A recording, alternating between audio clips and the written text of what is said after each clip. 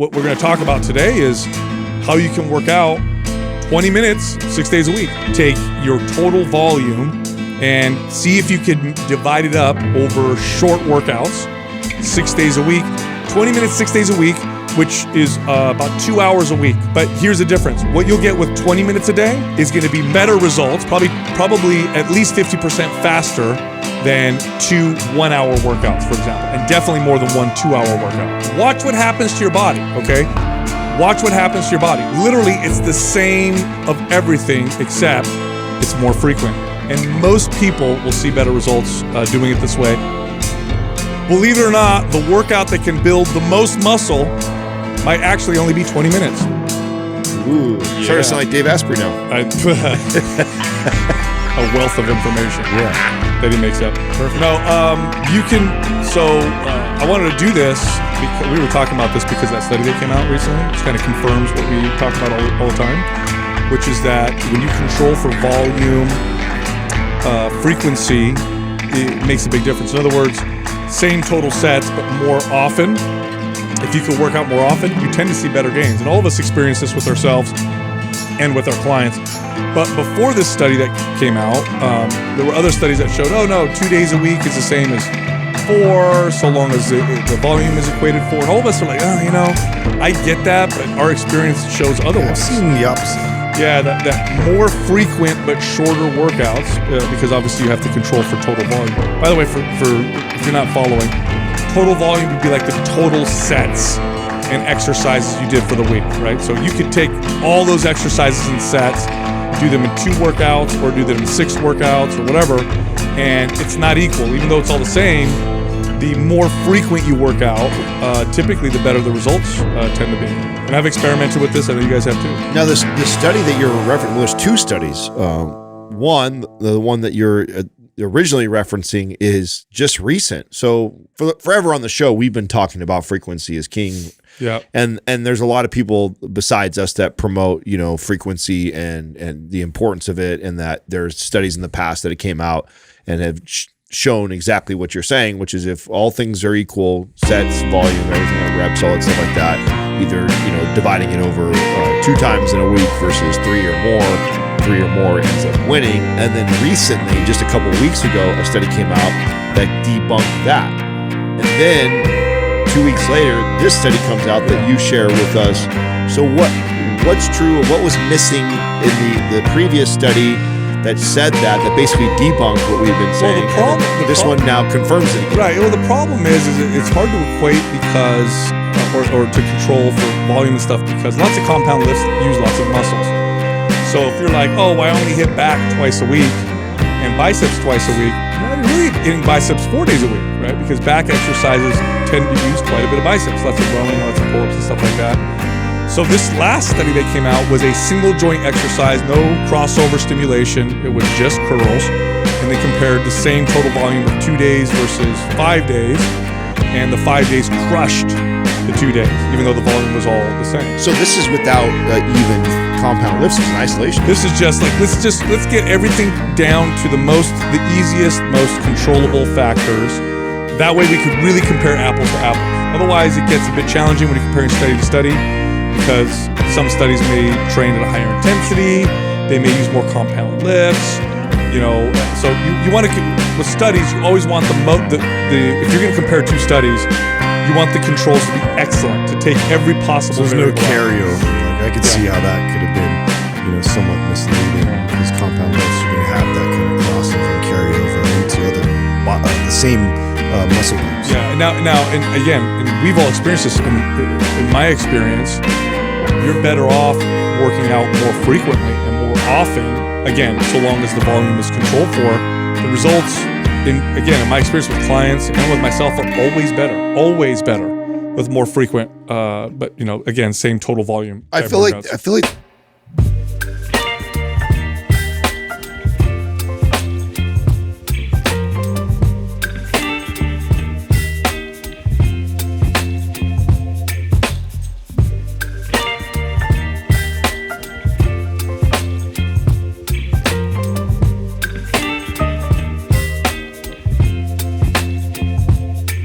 Baby, you give me ice and fire.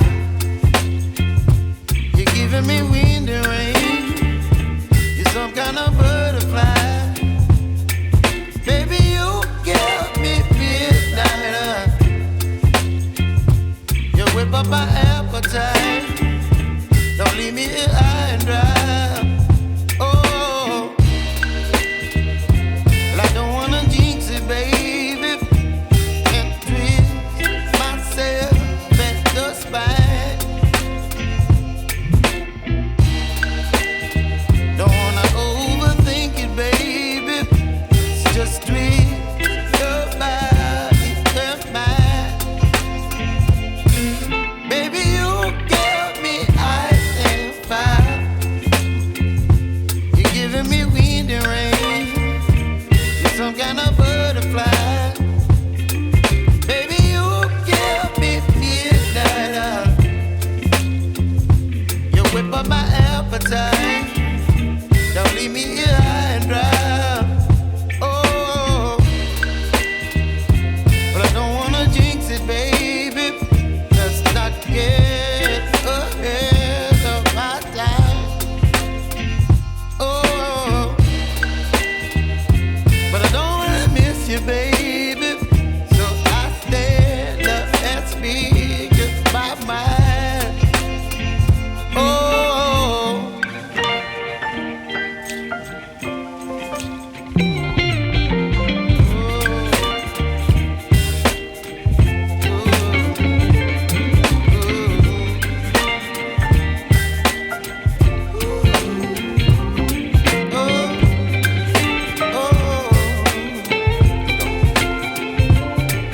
Baby, you give me ice and fire.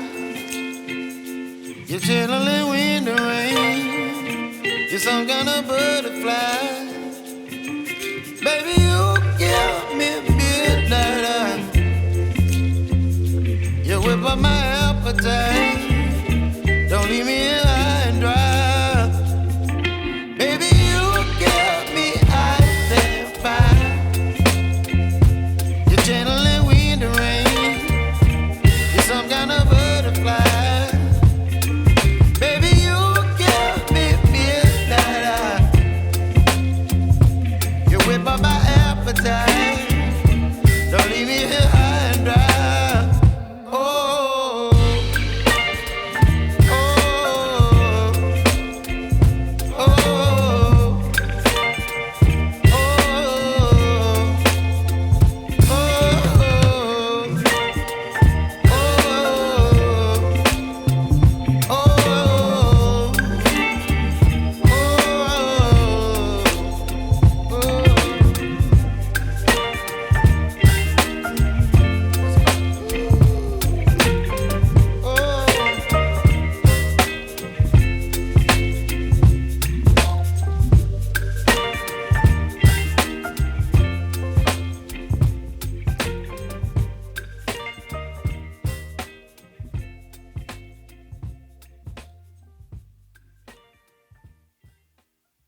lose that muscle building adaptation process, but you might still be sore. You might still be trying to heal. So what happens is people end up just doing the healing process and not really focusing on adaptation. Now, I remember the first time I encountered this and it blew my mind. I had a trainer that worked for me who he was so strong, in particular on the bench press. I could see this guy bench press 4 plates and I was like, this guy is a maniac. And this is when I remember it was one of the first clubs I ever managed. And I walk in there and I don't know, it was like day 2 and I see this guy benching and he's just repping 3 plates. And I'm like, wow, this is crazy. And then I noticed that in between clients throughout the day, like he'd train a client would leave. He'd have a half hour between clients or whatever, 10 minutes, 15 minutes. He'd go load up the bar. He'd do like 2-3 sets of bench press and then he'd rack it up and he was done. Yeah. And I thought he was just a workout addict at first. I'm like, oh, this guy's bored. He's just working out. And then I asked him and he goes, no, that's what I do for bench. He's like, I don't have a workout where I bench. He goes, I literally go out to the floor. I'll throw the weight up a few times. I'll put it up and I'm done. And the intensity that he used was moderate. It wasn't super high intensity. He's not maxing out. He wasn't, it was heavy, but it wasn't super hard. And he got really strong doing that. And I remember I tried that myself with a couple lifts and my strength literally exploded. That was the first time I had ever been exposed to that. He's teaching his body to get better at that specific movement. And I've seen this too with one of my clients who made serious progress with pull-ups and would set up a bar at their house. They would do 1 pull-up a day, then 2 pull-ups a day. Yeah. And then just whatever they could do like pretty easily and then stop it right there. And they would just like continuously do this to a point where they got 20 pull-ups easy.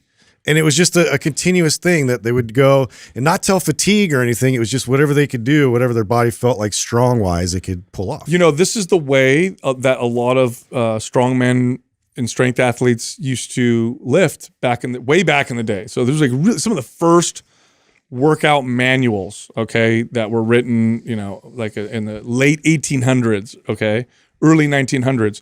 If you read them, the commonality amongst them is to not overtax your body and to practice. They would use words like practice your lifts frequently and often. Practice them often, but don't tax your body too much. This is how they talk. Now, later on, it became completely different. I think anabolic steroids played a role in that. I also think that just the total amount of volume that certain advanced, you know, bodybuilders are trained, maybe doesn't make sense to do these kind of workouts. I also think studies are responsible for that too, because we started studying things in isolation versus like they had to think back then like holistically. They didn't have all these great tools to measure just the damage that's being done or measure how much intensity that's it's just happening. what worked. Yeah, what worked. It's like, oh, what we notice is when someone backs off, it's because they had to think holistically versus the ability to study really focused on one thing. I think sometimes we've confused a lot of people by being very specific when we get to understand that the body doesn't operate that way. No, and some of the best trained athletes in strength sports in the world are Olympic athletes, okay? Because this is a sport where there's been a lot of, if you look at all the strength sports, more money and science has been poured into Olympic lifting than any other strength sport, mainly because it's been an Olympic sport for a long time, and because during the Cold War, it was like bragging rights. The Soviet Union versus America, who could win more medals? Right. And the Soviet Union, this was state-sponsored sports, meaning that their athletes the government was like, we want the best athletes. And they spent a lot of money on studying the best science, the best supplements, the best drugs. I mean, we learned a lot from them when the Soviet Union collapsed and some of their coaches came over. And a lot of the ways they trained was kind of this moderate intensity, very frequent practice of lifts. Mm-hmm. Like, for example, one application of this would be like, let's say you could squat 225 and 10 reps is your max. Okay, that's like your 10 reps, you go to failure. You would practice and do 5 reps every day. And you would do it every day for 30 days, even if 5 reps got so easy. Then after 30 days, you'd add 15 pounds and then do it again. Something like that, right? And the strength gains were insane. Very long, drawn-out progression. And what happens, what always follows strength gains, I want people to know this, not always, at some point, I'm talking about when you're super advanced and it gets a little whatever. But especially when you haven't been working out for 5 years consistently, what follows strength gains is muscle. One of the best things, if you see your strength gains go up, up, up, up, muscle is following along or building along that, and you get great results. So, what we're going to talk about today is how you can work out 20 minutes, 6 days a week. 20 minutes, 6 days a week, which is about 2 hours a week. 2 total hours. But here's the difference. What you'll get with 20 minutes a day is going to be better results, probably at least 50% faster than 2 1-hour workouts, for example, and definitely more than 1 2-hour workout that you'd be doing during the week. So it's basically 20 minutes a day is what you'll be doing. Well, one of my favorite things about the way we structured this was also intentionally keeping it only 20 minutes, so it kind of modifies the intensity for someone trying to follow it, right? Because I think, again, back to my original challenge that I think people have is this idea like, oh, if I'm going to work out 6 days a week or increase the frequency on a muscle, I want to get after every workout, where 20 minutes only allows you about 5 to 8 sets tops. At most that you're going to be able to do in that amount of time, and then you have to move on. And if you pick half of those as compound lifts, that's going to take up a majority of your time, and then you got maybe time for like one isolation exercise. What's up, everybody? Here's the giveaway for today. MAPS Strong. This is a strongman-inspired workout program. And here's how you can win it for free. You got to leave a comment below this episode in the first 24 hours that we drop this episode. Subscribe to this channel and turn on notifications. Do all those things. If we like your comment, we'll notify you in the comment section, and you'll get free access to MAPS Strong. Now, everybody else, you got to check out our sale right now. If you go to mapsfitnessproducts.com, Maps Starter is 50% off. It's a good beginner program. And the Prime Pro Bundle is 50% off. They're both half off right now. There's only 3 days left for this. So go check them out. Go to mapsfitnessproducts.com and then use the code August50 for the discount. All right, here comes the show. Now, one of the number one positives to doing this, again, we're gonna make everything the same. So same volume, same time. So let's compare 2 1-hour workouts to 20 minutes, 6 days a week. Okay, it's the same total time. One of the positives or advantages to the 20-minute workouts is you have better technique. You have better technique because fatigue doesn't get in the way. The biggest enemy of technique and form is fatigue. Yep. That's 100%. Number one, besides the fact that maybe you don't know the exercise, you don't have good control, all things being equal, fatigue is a technique killer. Again, this is why Olympic lifters do not train at max loads. They perfect their technique constantly with lighter loads. And exercises, here's what's cool about them. Proper technique gives you tremendous value from an exercise. Improper technique gives you terrible value and or you end up hurting yourself at worst. Well, it brings the intent back to the exercise specifically because, once you eliminate fatigue, because fatigue, a lot of times, like you're focused on getting through the reps. You're focused on like whatever it takes to move the weight to, get it done. And with that type of mentality, you ignore a lot of these like type of deviations that get away from you. And so it just helps the quality go way up. And your body is now patterning these better movement patterns to where it's like you get more efficient at the lift. So when you go to do it again, you've been practicing such good technique with it without any interruption that your body starts to really just do that specifically. I also love how easy it is to stay consistent. Okay, this is a big point because someone might say 6 days a week. That's going to be hard to stay consistent. Yeah, but it's short. Easier. It's short. Yeah, you're only committing to 5 sets. For you to only commit to like 5 to 6 sets, that's not a lot. There's been, in fact, this is my recommendation to people when they're considering not getting their workout is like, stop overcommitting yourself that you have to do this, hammer the weights for an hour and do 15 to 20 sets of all these exercises. Like sometimes when I'm just not feeling in the mood to crush it for an hour, I just go do 5 sets of a very worthy exercise that I know I'm going to get a lot of bang for my buck. Sometimes that leads to a longer workout. Sometimes I shut it down right there and said, at least I did that. And that has tremendous value. And I think that it's totally underrated. Plus, if you ever want to eventually get to training 6 days a week for an hour time, this is such a great place to start. You know how I figured this out too? Because I used to think like, I don't want to ask a client to, like cardio was a big one, right? Or activity with cardio. And, I want to ask my athlete, my client to work out every day. And so it's okay, let's do an hour of cardio a week. It's like, okay, well, I think I could schedule 2 30-minute sessions or 1 hour once a week. And they would always miss some and be inconsistent. And then it dawned on me, why don't you just do 10 minutes 6 days a week?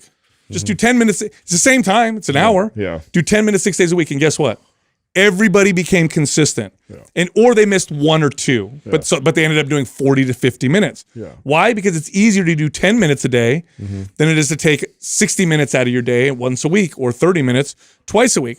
So with something like this, to give you guys an example, if you have a basic, like you have a pair of dumbbells, let's say you have a barbell, rack, and dumbbells, okay? So super basic weight set, even just a dumbbells, but whatever. You have that in your garage and you're at home. And you're like, okay, time to go do my 20-minute workout. You go in the garage and you go do 3 to 5 sets or 5 sets of it. You're done. That's it. You do that every day. Versus, okay, I got to find a place to inject my 1 hour workout, which means I got to make sure I have a babysitter, got to do this, that. 20 minutes, most people could do that with their kids. They could do that break while they're at work or whatever. It's actually easier to be consistent. In fact, habits are easier to make or keep when they're short but daily versus long but infrequent. Everybody knows this. This is actually a fact.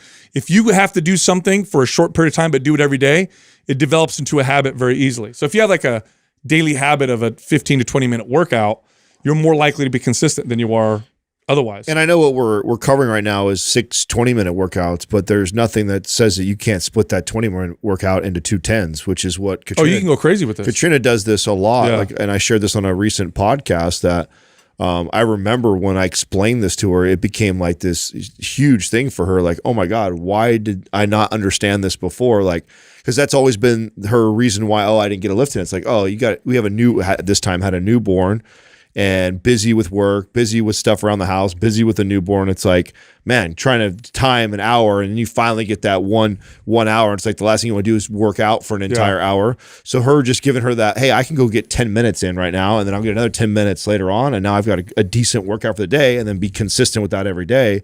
Saw huge results from that. Yeah. Well, the other thing I like about this is that it really encourages that you practice the best, most effective lifts. Because you're probably going to do one lift or two with 20 minutes.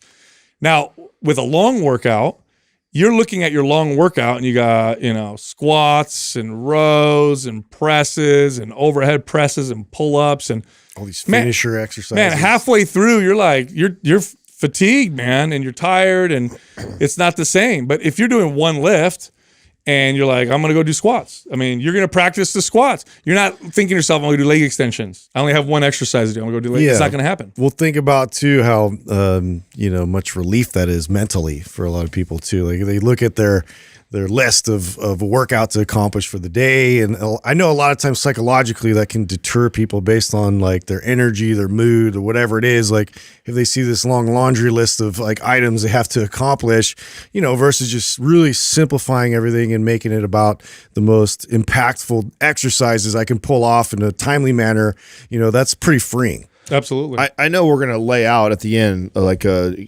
example type of a workout or how we would kind of structure it, but that's so important to note though. What makes this possible, this whole idea of getting jacked in 20 minutes or less in 6 days a week training, the secret to it is you have to do those lifts.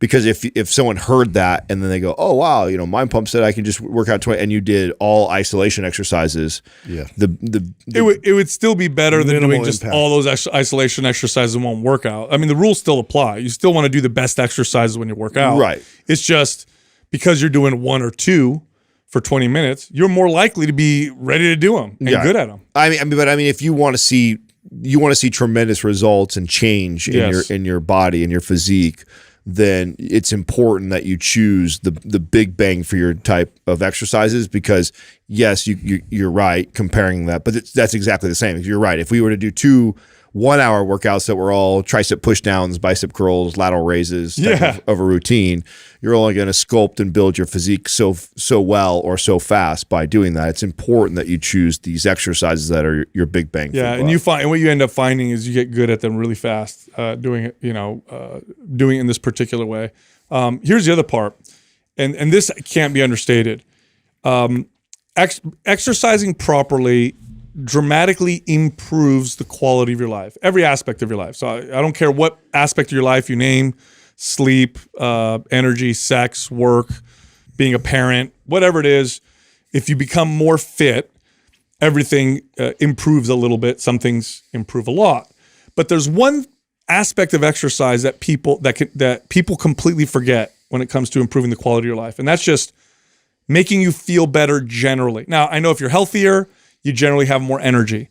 But people expect after a workout to feel like dog shit. They think after a workout, they're supposed to go home. Right. Oh, man, I do, that crushed me today. Yeah, I do that boot camp class, and man, I am exhausted. I got to sit on the couch, or, oh boy, sorry kids, can't play with you. I just finished doing that crazy, hour workout or whatever. That's not, and we've been preaching this for a long time. You should feel better after your workout than you do before. Well, guess what short workouts do? 20-minute workouts. Yeah. That's exactly what they do. Little turbochargers. You do a 20-minute workout where you're practicing some of these big lifts and you do it right. Afterwards, you feel better than you started. Now imagine you do this 6 days a week.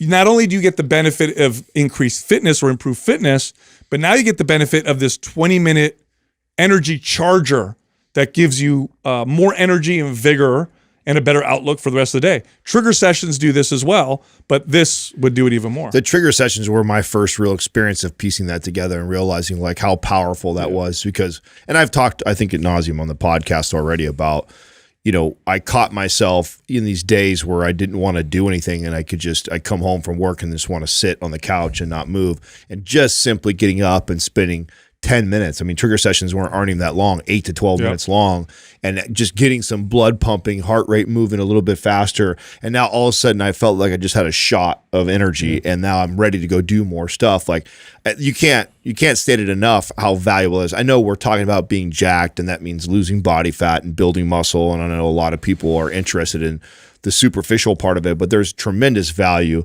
in just overall happiness and production in life. It makes you a better father, better husband, better partner, better business person. Like by just having that, that's why another reason why I really love the shorter and more frequently 6 times a week. So it's a practice in your daily. It promotes routine. more movement. You want to be more active. You get this frequent stimulation of muscles.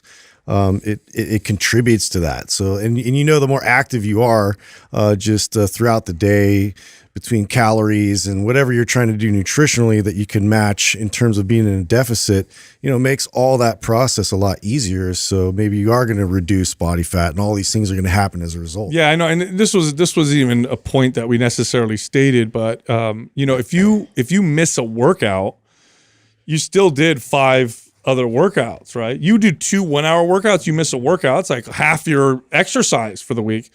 So it's that's another positive. Another positive is it's very easy to modify because every day is different. You feel different every single day. You wake up and you're like, well, okay, I'm a little tired today. I'll go easier. Oh, I feel a little more energy. I'll go a little harder. And you have 6 days to modify that. By the way, this does something, and this can't be understated. This encourages a very important part of your character when it comes to long-term success with fitness, which is starting to understand how to listen to your body. Why? You get daily practice. If you only work out twice a week real hard and real long, you may look at that workout as a be-all, end-all, not want to listen to your body. Like, it's Thursday. It's the only day I get to work out. I'm going to go beat myself up.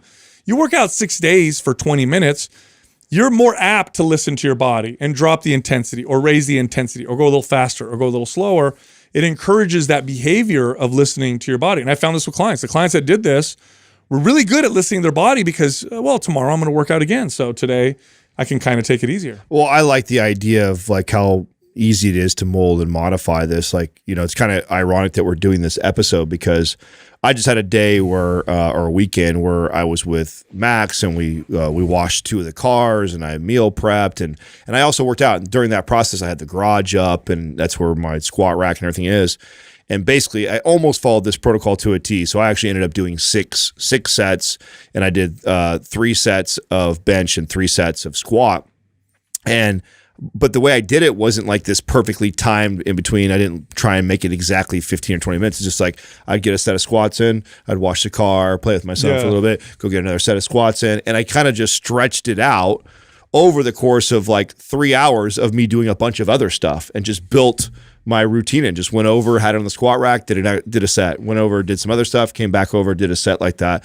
And it gives you that kind of freedom to train that way when you let go of this idea of like, I got to eat in this time, I've got to break a sweat, I've got to feel a burn. And it's like, no, what I need to do is I need to accomplish these 6 sets that I said I was set out to do today. And it doesn't matter if I do 2 of them back to back and then I go do a bunch of other stuff and then I come back. Like, it really kind of gives you that freedom to do that. Yeah, by the way, you know who hates this message? Because I need to make this point before we continue. People have to understand something that the fitness space, a lot of the content comes from the supplement industry side of the space because that's the money-making side of this space. Just like the pharmaceutical industry tends to push studies in health, supplement space tends to push the messaging when it comes to fitness. Supplement companies don't like this message because it means you're not necessarily taking the super pre-workout and the intra-workout and the post-workout and all the stuff around my hour-and-a-half workout. You're not going to need all that. It kind of gets rid of all of that, okay? So that's one of the reasons why because this is old wisdom. By the way, everything we're communicating right now, strength athletes have known for a long time. It just kind of gotten forgotten because it doesn't sell products nearly as well. So here's the last point. This kind of training encourages adaptation over healing. And here's why. Because you're not getting so fatigued during that workout, the damage is actually minimal, but the adaptation signal stays pretty damn strong. So what you'll find, because I've done this with workouts before, if I do 10 sets of squats in one day versus, 2 or 3 sets of squats or 1 set of squat, but do them in sequence so that the total volume is the same per week. So let's just say I did 9 sets in 7 sets in one workout, or 1 set a day for 7 days.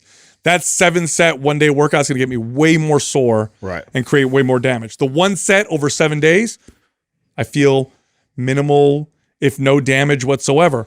But the muscle building signal, the strength building signal is the same or better, because my body's not combating the healing and the damage that was caused from that fatigue, workout where 7 sets of squats is really challenging, right? So this is tipping the scale to adaptation over healing. And that makes a huge difference when it comes to building and the more often you present that type of stimulus to your body, the more priority it has to understand that this is, the environment that you're living in. Your body wants to overcome the environment. And so it's more apt to produce, muscle to be able to, combat the stresses of the environment that you're in. And so versus, just a few times a week, it's less of a priority for the body. It just wants to, recoup and heal versus, thrive. And remember, the muscle building process is a strength building process. There is some stamina involved, strength stamina, I guess you could call it. But it's mainly a strength thing. So we'll go to power, for example. Power is very much strength, okay? When you train plyometrics, one of the biggest mistakes people make is they jump and get fatigued, and it stops being plyometrics. Now it's just stamina. Real coaches know the best way to train plyometrics is you do 1 or 2, and you wait a while until you're fresh to be able to explode again. That's how you get explosive. When you're doing it like this versus all in 1 or 2 workouts, you're taking that fatigue out of it. It's less endurance, less stamina based, more strength based. So the muscle building, the strength building that comes from this tends to be faster. Talk about plyos and coaches that understand that. I think I shared it with you. Did you share it? The Max Marzo? I did. Yeah. Oh, you did end up sharing that. Yeah. He was talking about, the respect that we have for, Max Marzo and Corey Schlesinger and Paul Fabritz. Yeah. I'd say 3 of some of the best performance coaches that are out there. He actually just did a short little reel the other day explaining exactly that he thinks that you should not do any more than 3 repetitions for a power exercise like that, and there should be long rest periods in between, so you can gather yourself and work on technique. That's the whole purpose of it. Well, let's lay out some of the guidelines. Yeah, let's lay out some guidelines for our listeners on if we were to kind of build a routine. What would it kind of look like? So a 6-day a week. So it's 6 days a week. So almost every single day you take aside 20 minutes to do a workout. And what you essentially want to do is you definitely want to do 1 compound lift. And maybe add an isolation lift to that, okay? And you should have enough time in that 20-minute period to do about 3 sets of the compound lift and about 2 sets of the isolation lift. So you're gonna do like 2 exercises during that workout. Alternatively, if you wanted to, you could just do 5 of the compound lift on some days. That's how I would do it on some days. But really, this gives you, when you look at all the days that you'll be doing the 6 days, if you do 1 compound lift for 3 sets and 1 isolation lift for 2 sets, you're going to be able to do pretty much every exercise you want to do. To add to that, or to build on that, the way I would decide whether I would do 5 of the compound or 3 compound and 2 isolation would be how I feel from the previous workout. Totally. So how you gave the example of like it's got a lot of flexibility is like, say it's a day where I feel really good. Like, okay, I might get after my deads. 5 sets of deadlifts. Right. I might get after it today. Or maybe it felt like, ooh, I'm still feeling it a little bit from my last deadlift session. So this time I'm only going to do 3 sets and back off the intensity, and then I'll do an isolation exercise to complement it. Yes. I think that's a good way to gauge that. The other way would be if I'm looking at hitting hard to target an area, muscles that maybe don't get a lot of attention with a compound lift, like rear delts or something like that. Throw in some like rear delt flies, right, or something like that. But yeah, you have some flexibility here. And again, if you're thinking, 1 or 2 exercises, well, yeah, it's 6 days a week though. Yeah. So really, you have the ability to do 6 compound lifts, or 3 compound lifts twice, or the same compound lift all week, which I wouldn't recommend, and then a bunch of isolation exercise that you could throw in that you can mix up throughout the week. So you have a lot of flexibility here. Now, the exercises that you probably should choose from are as follows, and we wrote some of these down, right? So obviously squats, barbell squats got to be in there. lunges, so some kind of or Bulgarian split stance squat. So split stance squat exercises where your legs are split. So lunges and Bulgarians fall into that category. You could put single legs, step ups in there if you wanted to. Deadlifts and deadlift variations. So sumo, Romanian. trap bar, Romanian, conventional. That's all good. Bench presses, incline presses. Those are both in there. By the way, dumbbells or barbells wouldn't make a difference. Your rows, and there's a million row variations, right? Barbell row. You could do chest down row on the bench. You could do one arm dumbbell row. Seal rows, pin lay rows. Yeah, pen lay rows, cable rows, like all rows. Overhead presses, any overhead press. Dumbbells, barbells, behind the neck, seated, standing, single arm, kettlebell. Those are all in there. Hip thrusts, I would even put in there as well. I would consider that a good compound lift. Dips, chin ups. I mean, all those that I just gave you right there is a great list of incredible compound lifts that hit the entire body. If you do all of them, at some point in your workout. Yeah, if I were to rotate through them, I think I would do like an upper, lower, upper, lower, upper, lower. I love that. Right. So I would choose a compound lift Upper that's lower compound, body. lower compound. Yeah. Yep. So basically every other day you're hitting a compound lift for, the upper body or the lower body, and then pairing it with your favorite isolation exercises, anything you want. You know what I'm saying? Even core, focus, just some focused area that you want to bring up in strength. Yeah, and then isolation, like you said, Adam, have fun. Yeah. Now I don't care what you pick. Right. You want to do cable, laying cable lateral, or a rear fly, or a Side spider chest press. curl, or And the reason for that, okay, is because you're building this program. The foundation is around these great compound lifts that are push, pull, squat type of movements that incorporate all those smaller muscles. So they're not getting worked out. I mean, you technically could theoretically just do 5 sets of all compound lifts and you're going to hit. I mean, that's kind of very, very much so how I think CrossFit does a lot of their programming, where there's not a lot of isolate, there's not a lot of bicep curls and tricep pushdowns in it, because they do so many great compound lifts. You don't have to worry about some of that stuff, so you technically focus everything around that. And then if you're going to do 2 sets of isolation stuff, then have fun with it. Now, this is 5 sets, 6 days a week. That's 30 sets. So that'd be like doing 2 workouts with 15 sets each. It's your typical hour workout. Now, here's where you can have fun with it. If you're more of a beginner, cut it down, 2 or 3 sets. If you're advanced, try a 30-minute workout 6 days a week. You could even try something like that. I wouldn't go too much longer than that, but you could even try something like that. But the idea is to take your total volume and see if you could divide it up over short workouts, 6 days a week, and then watch what happens to your body, okay? Watch what happens to your body. Literally, it's the same of everything, except it's more frequent. And most people will see better results doing it this way. And again, here's the thing I love about this, and this is how I program it for clients. It's actually easier to stay consistent, especially when you look at the 20-minute time range, because it's easier for people to do a 20-minute workout every day than it is for them to take out an entire hour twice a week. Look, if you like our information, head over to mindpumpfree.com and check out our guides. We have guides that can help you with almost any health or fitness goal. You can also find all of us on social media. So Justin is on Instagram at mindpumpjustin. Adam is on Instagram at mindpumpadam. And you can find me on Twitter at mindpumpsal.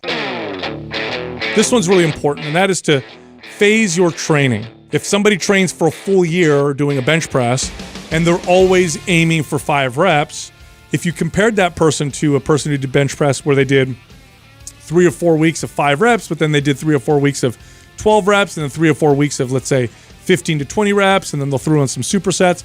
At the end of that year, you're going to see more consistent progress from the person who's moving in and out. And less injury. That's another thing. You'll see less injury as well.